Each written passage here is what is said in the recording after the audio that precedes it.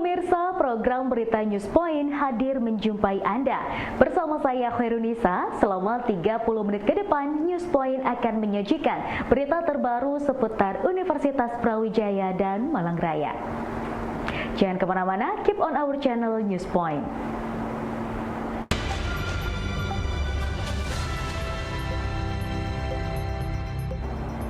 Presiden Joko Widodo menetapkan pemberlakuan pembatasan kegiatan masyarakat atau PPKM darurat untuk Pulau Jawa dan Bali pada 3 Juli hingga 20 Juli 2021. Hal ini seiring dengan perkembangan kasus yang meningkat serta bertambahnya varian baru di banyak negara.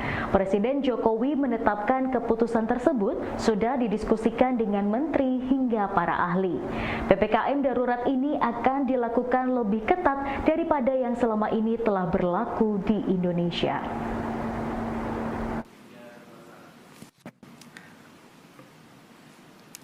Assalamualaikum warahmatullahi wabarakatuh. Salam sejahtera bagi kita semuanya. Om Swastiastu, Namo Buddhaya, salam kebajikan.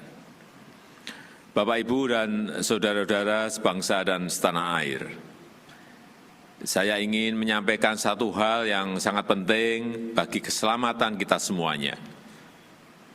Seperti kita ketahui, pandemi COVID-19 dalam beberapa hari terakhir ini berkembang sangat cepat karena varian baru yang juga menjadi persoalan serius di banyak negara. Situasi ini mengharuskan kita mengambil langkah-langkah yang lebih tegas agar kita bersama-sama dapat membendung penyebaran COVID-19 ini. Setelah mendapatkan banyak masukan dari para menteri, para ahli kesehatan, dan juga para kepala daerah, saya memutuskan untuk memberlakukan PPKM darurat sejak tanggal 3 Juli hingga 20 Juli 2021, khusus di Jawa dan Bali. PPKM darurat ini akan meliputi pembatasan aktivitas masyarakat yang lebih ketat daripada yang selama ini sudah berlaku. Secara terperinci bagaimana pengaturan PPKM darurat ini, saya sudah meminta Menteri Koordinator Marinvest untuk menerangkan sejelas-jelasnya secara detail mengenai pembatasan ini. Saya minta masyarakat berdisiplin mematuhi pengaturan ini demi keselamatan kita semuanya. Pemerintah akan mengerahkan seluruh sumber daya yang ada untuk mengatasi penyebaran COVID, seluruh aparat negara, TNI, Polri, maupun aparatur sipil negara, dokter dan tenaga kesehatan harus bahu-membahu bekerja sebaik-baiknya untuk menangani wabah ini. Jajaran Kementerian Kesehatan juga terus meningkatkan kapasitas rumah sakit, fasilitas isolasi terpusat, maupun ketersediaan obat-obatan, alat kesehatan, hingga tangki oksigen. Saya minta kepada seluruh rakyat Indonesia untuk tetap tenang dan waspada, mematuhi ketentuan-ketentuan yang ada, disiplin dalam menjalankan protokol kesehatan, dan mendukung kerja-kerja aparat pemerintah dan relawan dalam menangani pandemi COVID-19 ini. Dengan kerjasama yang baik dari kita semua dan atas ridho Allah Subhanahu wa Ta'ala, Tuhan Yang Maha Esa, saya yakin kita bisa menekan penyebaran COVID-19 dan memulihkan kehidupan masyarakat secara cepat. Terima kasih. Wassalamualaikum warahmatullahi wabarakatuh. Om Santi Santi Santi Om. Kasus COVID-19 di Indonesia yang melonjak membuat Universitas Brawijaya memutuskan untuk tetap melakukan sistem perkuliahan secara daring. Keputusan ini tercantum dalam surat edaran rektor tentang perkuliahan tahun akademik 2021-2022. Menanggapi keputusan ini, Wakil Rektor Bidang Akademik Profesor Aulani Am menjelaskan keputusan perkuliahan tatap muka harus ditunda karena tingginya kasus COVID-19 yang ada di Indonesia. garis besarnya apa Prof itu? Apa memang harus menunda perkuliahan luring karena kasus COVID meningkat atau bagaimana? Secara garis besar intinya. Pertama juga koordinasi Satgas Covid dengan Pak Wali juga kan, mungkin dari dia membuat tulisan itu pasti kan ada arahan-arahan dari di atasnya Satgas Covid ya. Yes. Sehingga itu ya itu nanti policy briefnya mungkin bisa saya tak coba minta Pak Haru kalau punya filenya tak kirim ke Mbak Oki ya. Kalau di tempat saya ada sih di meja saya. Yes, siap.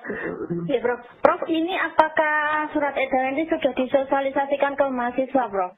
Kan karena kan kalau menurut rencana yang sebelumnya itu kan mau ditatap mukakan untuk angkatan 2020 sama 2019. Nah, surat edarannya apa sudah disosialisasikan ke mahasiswa? Beberapa dekan mungkin ada telepon dari orang tua mahasiswa yang nggak mau, ada mahasiswa yang belum itu dari laporan parawan dekan gitu, ada beberapa mahasiswa yang tidak berani kan gitu. Ada orang tua mahasiswa yang begitu. Jadi itu memang bukan dari policy brief saja, tapi banyak WA ke Pak Rektor, banyak telepon ke dekan-dekan akhirnya itu. Jadi seperti itu, kayaknya belum berani. Jadi nanti kalau memang ada, ya saya nggak tahu ya itu sampai kapan gitu, tapi ditulis 1 semester. Kalau memang nanti sudah reda di bulan apa, mungkin setelah UTS atau apa kan bisa diatur. Tapi kan kalender akademik harus ditoto, terus dosen PS kan menyusun EPS ya kan? EPS itu kan juga harus tersusun di mata kuliah di minggu berapa, dosennya siapa, kondisinya dengan apa. Padahal kita sudah siap semua sebetulnya kalau luring.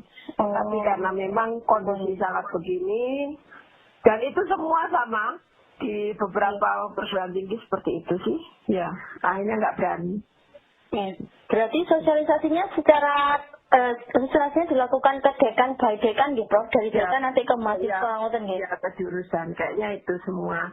Kayaknya seperti itu. Kalau tadi juga saya sudah lihat dipasang sama Mbak Oki di Instagram kan sepintas. Juga mahasiswa juga sudah tahu kan itu ya.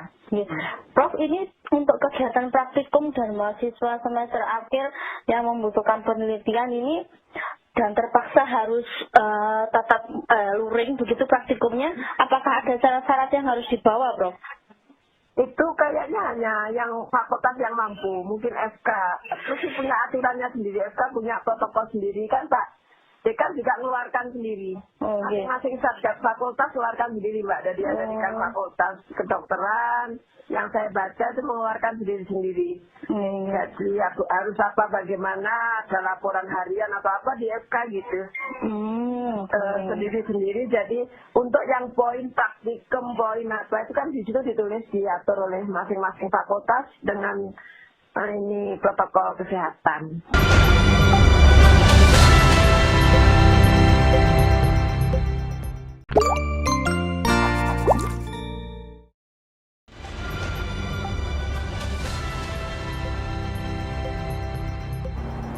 Peningkatan kasus positif COVID-19 pada anak sangat meresahkan orang tua.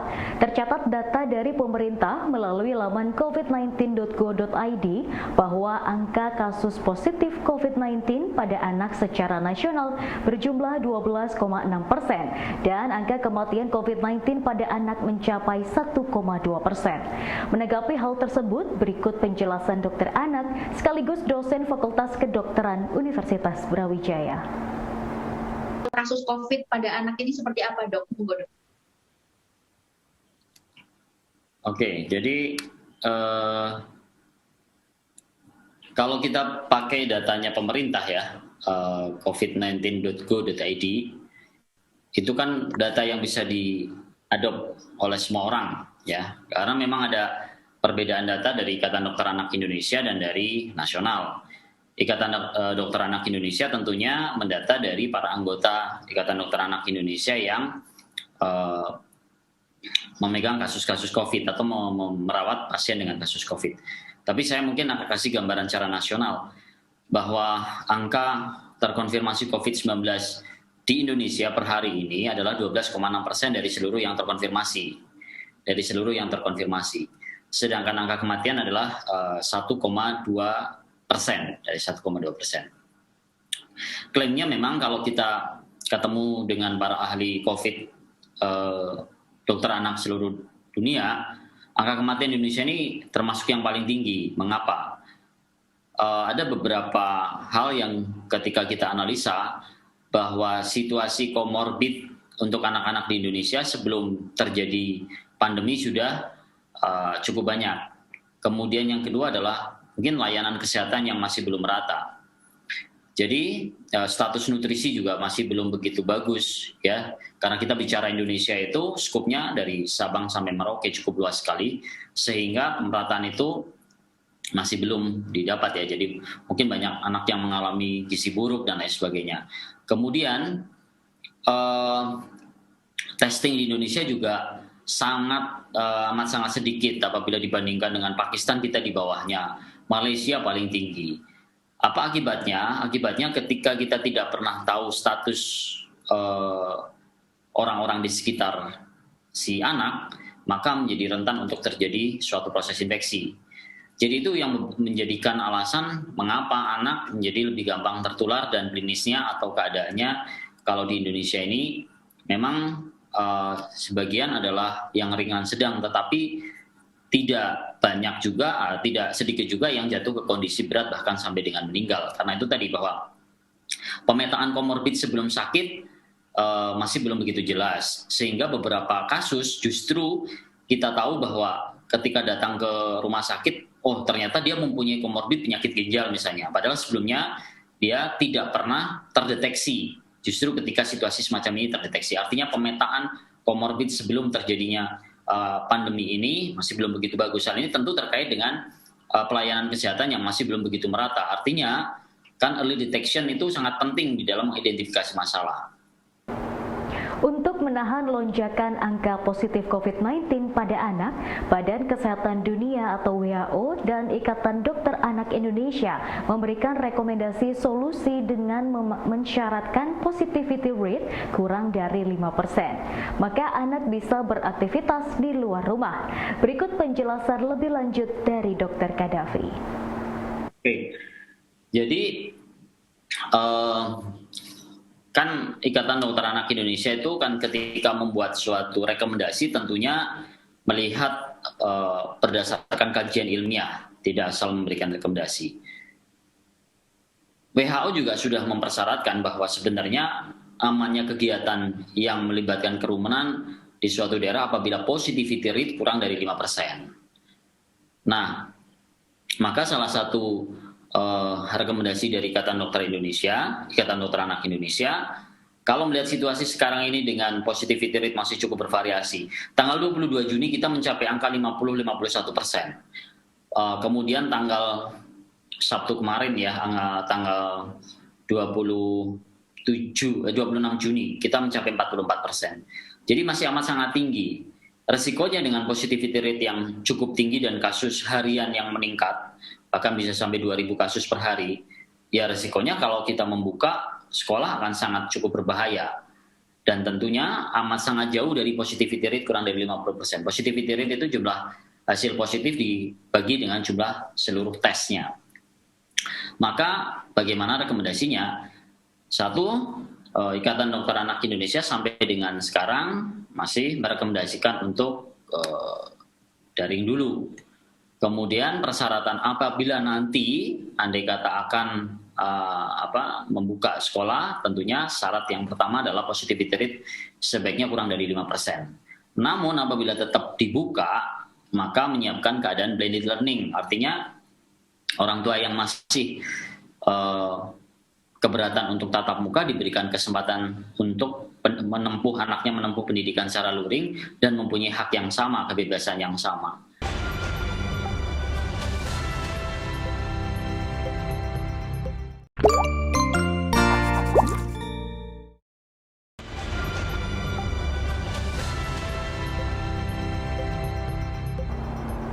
Fakultas Hukum Hukum Universitas Brawijaya merayakan Disnatalis ke-64 pada tanggal 1 Juli 2021 lalu yang digelar secara daring dan dihadiri oleh Rektor, Ketua Senat, serta Dekan dan jajaran pimpinan Fakultas Hukum Universitas Brawijaya. Dari paparan singkat ini dapat disimpulkan bahwa dari aspek waktu, maka sesungguhnya hukum administrasi negara dapat difungsikan sebagai sarana untuk merawat pemberantasan korupsi. Karena dari aspek waktu, keduanya memiliki kesamaan. Hukum administrasi negara ada sejak adanya pemerintahan suatu negara. Dan korupsi juga bisa terjadi sejak adanya pemerintahan suatu negara. Sekarang bagaimana halnya dengan aspek tempat? Ibu, Bapak, Saudara sekalian yang saya hormati, fakta menunjukkan bahwa korupsi tidak hanya terjadi di ibu kota negara. Korupsi tidak hanya terjadi di pusat pemerintahan, tetapi dapat terjadi di mana saja. Di mana ada kekuasaan atau kewenangan, maka di situ ada peluang penyalahgunaannya yang berujung pada korupsi. Apa yang Lord Acton bilang, power dan corrupt, but absolute power corrupt absolutely. Secara normatif, hukum administrasi negara ada di dalam pemerintahan karena hukum administrasi pada hakikatnya memang mengatur aktivitas pelaksanaan fungsi pemerintahan agar tidak terjadi penyimpangan. Atas dasar ini maka sesungguhnya hukum administrasi negara dapat difungsikan sebagai sarana merawat asa pemberantasan korupsi. Produk ekspor perikanan Indonesia masih didominasi oleh udang dan tuna beserta turunannya. Pakar perikanan dari Universitas Brawijaya, Dr. Asep Awaludin memaparkan data volume dan nilai ekspor produk perikanan dalam FGD Penguatan dan Tantangan Industri Kelautan dan Perikanan yang digelar oleh FPIK Universitas Brawijaya bersama Kemenko, Marves, dan PT Inka. Kalau kita melihat volume ekspor itu memang dua produk ini memang yang paling tinggi. Dari tahun ke tahun itu selalu produk ekspor untuk volume maupun produksinya itu udang dan TCT atau tuna, cakalang, tongkol ini memang yang paling tinggi. Kalau untuk area tangkapan kenapa itu tinggi di wilayah Indonesia Timur? Kalau tangkapan berarti kita bicara untuk yang hanya sektor tuna ya, berarti ya tuna, cakalang atau tongkol. Karena kalau udang kan umumnya adalah hasil dari budidaya. Biasanya ini karena di WPP 714 atau WPP ini wilayah pengelolaan perikanan, di mana memang yang di daerah timur ini menjadi ruaya atau migrasi ikan-ikan besar tersebut. Sehingga memang sampai saat ini yang di daerah Pantura kita itu memang tidak ada, namun yang paling banyak adalah yang ada di daerah timur. Jadi sekitar Sulawesi Selatan, kemudian Sulawesi Utara yang sebelah timur, kemudian Maluku, Ambon, Tual, ini adalah wilayah yang memang menjadi prioritas untuk penangkapan tuna, cakalang, dan tongkol. Kalau produk lain selain dua itu, bagaimana caranya supaya juga bisa meningkat secara volume maupun nilai ekspor? Kalau kita memperhatikan itu, maka kita harus memperhatikan pasar dulu. Karena kalau serapan pasarnya tidak terlalu besar, kita meningkatkan produksi di sana juga saya kira untuk hasil dari devisa yang kita hasilkan juga tidak akan maksimal. Namun tentu saja kalau memang mau meningkatkan, ada beberapa produk, misalnya produk rumput laut, kemudian produk-produk budidaya yang misalnya ikan-ikan karang ini juga bisa kemudian ditingkatkan produksinya. Namun kalau kita ingin menggenjot produksi, biasanya kita juga harus mempertimbangkan penerimaan pasar ekspor, bagaimana supaya memang menjadi besar. Jangan sampai nanti produksi sudah besar, kemudian pasar ini demand-nya kurang, maka nanti harganya juga tidak akan baik. Bingung menentukan fokus penelitian hingga analisis data riset terkadang membuat sakit kepala. Problem ini ditangkap oleh Ferry Angga Irawan, alumni Fakultas Matematika dan Ilmu Pengetahuan Alam Universitas Brawijaya untuk mendirikan FNI Statistik, sebuah lembaga konsultan yang menyediakan jasa analisis data, bimbingan skripsi dan tesis serta pelatihan menggunakan software data statistik.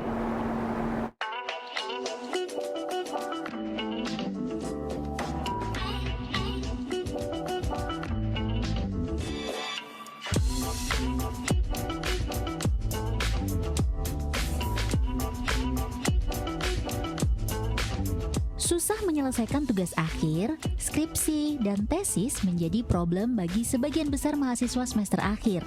Bingung menentukan fokus penelitian, menentukan metodologi, hingga analisis data riset terkadang membuat sakit kepala ya. Nah, problem ini ditangkap oleh Ferry Angga Irawan, alumni Fakultas Matematika dan Ilmu Pengetahuan Alam Universitas Brawijaya untuk mendirikan FNI Statistik sejak tahun 2010, yaitu sebuah lembaga konsultan yang menyediakan jasa analisis data, bimbingan skripsi dan tesis, serta pelatihan menggunakan software data statistik seperti SPSS, PLS, AMOS, dan eView. Dulu tahun 2009 saya sebelum lulus kuliah itu mengikuti program mahasiswa wirausaha. Kemudian saya join sama 2 orang teman untuk mendirikan lembaga statistik. Di situ awal mula saya belajar untuk membangun lembaga statistik. Setelah 1 tahun berjalan, ternyata tidak bisa bertahan, masing-masing ini sibuk dengan sendiri-sendiri masing-masing. Tapi saya karena masih tetap stay di Malang, nah saya melanjutkan lembaga tadi dan merubah nama menjadi FNI Statistik tahun 2010. Kemudian saya mulai merekrut tim. Di situ ada beberapa adik kelas saya rekrut. Kemudian tempat pertama ada di MT Haryono, kemudian pindah ke Kertoraharjo, dan alhamdulillah masih tetap bertahan sampai sekarang, jadi sudah 11 tahun ini. Dulu ketika awal kita lebih banyak membantu melayani pengolahan data statistik untuk skripsi mahasiswa. Seiring berjalan waktu, ternyata mulai muncul banyak permintaan, yaitu mereka yang kesusahan dalam memahami, akhirnya muncullah layanan konsultasi. Juga muncul layanan pelatihan bagi mereka yang ingin mengolah data sendiri tapi nggak ngerti caranya gitu ya, ada pelatihan. Kemudian ada jasa bimbingan. Bimbingan ini untuk mereka yang ingin dibantu dibimbing dari awal. Sifatnya seperti kayak dosen pembimbing yang ketiga gitu ya. Nah, jadi intinya adalah melihat masalah yang ada di market, banyakkan masalah ini yang banyak dibutuhkan. Akhirnya kita menyediakan layanan-layanan tersebut untuk membantu mahasiswa. Berbekal skill yang sudah didapat saat mengikuti program wirausaha semasa kuliah, Ferry mampu mengembangkan usaha FNI Statistik hingga bertahan dan tetap eksis di masa pandemi COVID-19 saat ini. Kita biasanya melihat data dari bulan ke bulan, bagaimana dari tahun ke tahun juga, tahun 2019, 2020, dan 2021 sekarang ini. Kalau saya lihat dari data yang ada, memang kunjungan itu menurun drastis. Orang yang menggunakan layanan kami datang ke kantor itu menurun dari yang sebelumnya 50% lebih, sekarang hanya 10-20% saja. Namun ternyata dari segi pelayanan masih sama. Oh, berarti ada pergeseran perilaku di situ ya, sehingga orang lebih banyak sebenarnya tetap banyak yang membutuhkan layanan ini, hanya saja mereka tidak semuanya datang ke kantor, sehingga kita memperbaiki pelayanan dari segi online-nya. Sebelumnya saya menghandle-nya tidak ada CS, hanya langsung ke admin. Sekarang saya merekrut CS supaya bisa lebih memperkuat lagi pelayanan. Dan alhamdulillah ternyata tingkat pelayanan tadi mempengaruhi dalam jumlah klien yang akhirnya kita bantu. Seperti itu. Kalau sebelumnya karena tidak konsen di situ, banyak yang tidak jadi untuk menggunakan jasa kami. Salah satunya dengan kita merekrut CS tadi, semuanya bisa terlayani dengan baik dengan fast respon dan juga pelayanan yang cepat. Nah, sehingga mereka lebih trust dan akhirnya menggunakan jasa kami. Meski 70% klien FNI Statistik adalah mahasiswa yang sedang menyelesaikan tugas akhir, namun 30% klien justru berasal dari perusahaan dan pelaku usaha yang sedang melakukan riset, baik riset produk, SDM, maupun riset pasar. Jadi buat kamu yang membutuhkan bantuan konsultan analisis data, kamu bisa menghubungi FNI Statistik yang sudah menangani berbagai riset selama 11 tahun ini. Dinia Sari Dewi dan Yordan melaporkan untuk UBTV. Informasi tadi sekaligus menutup perjumpaan kita hari ini. Jangan lupa saksikan News Point setiap hari Senin sampai Jumat hanya di UBTV, Televisi Pendidikan Universitas Brawijaya. Saya Khairunisa dan seluruh kerabat kerja yang bertugas pamit undur diri. Terima kasih dan selamat